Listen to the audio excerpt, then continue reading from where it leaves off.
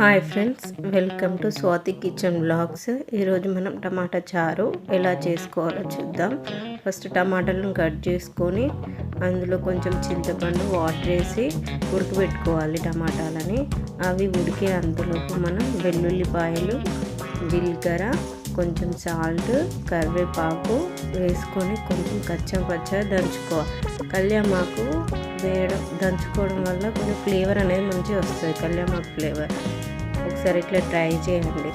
Boil చేసుకున్న టమాటాలు ఉన్నాయి కదా, ఉడకబెట్టుకున్న టమాటాలు, ఆ టమాటాలని పప్పు గుత్తితో మెత్తగా రుబ్బుకోవాలి. ఇట్లా రుబ్బుకొని కొంచెంసేపు పక్కన పెట్టుకోవాలి.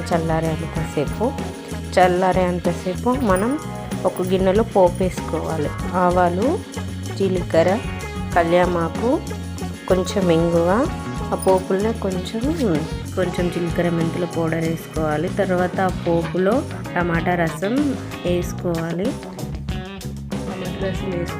తర్వాతకి తగినన్ని వాటర్ కూడా వేసుకోవాలి. ఆ టమాటా రసంలో టమాటాలన్నీ మంచిగా స్మాష్ చేసుకోవాలి. అట్లయితేనే దానిలో ఉన్న పులుపుదనం అనేది వస్తుంది అన్నమాట. తర్వాతకి తగినన్ని వాటర్ వేసుకోవాలి. ఇంకా కొన్ని వాటర్ పడితే కూడా వాటర్ వేసుకోవాలి. ఇంకా ఈ చారులో మనం మిరియాలు కూడా వేసుకోవచ్చు. అట్లా వేసుకుంటే మిరియాలు, ఈ చలికాలం మిరియాల ఘాటుకు కూడా చారు అనేది చాలా టేస్టీ ఉంటుంది. నా దగ్గర మిరియాలు లేవు బట్టి నేను వేయలేదు. ఆ చారులో పచ్చిమిర్చి, కారం వేసుకోవాలి. తర్వాతకి కొంచెం ఇది జీలకర్ర మెంతుల పౌడరు వేసుకోవాలి. ఇవన్నిటిని మంచిగా బాయిల్ చేయాలి. సిమ్లో పెట్టి బాయిల్ చేయాలి. అప్పుడే అంత పడుతుంది. తర్వాతకి మనం దంచుకున్న వెల్లుల్లి, కళ్యామాకు, జీలకర్ర ఉంది కదా, అది కూడా మొత్తం వేసుకోవాలి.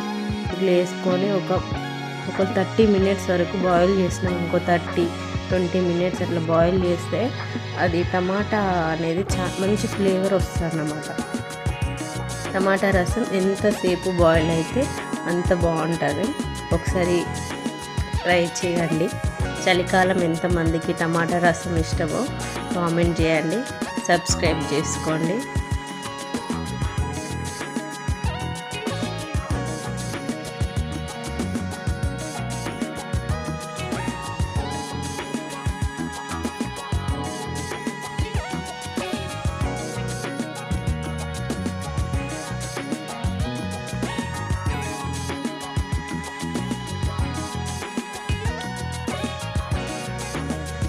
Chicken roll.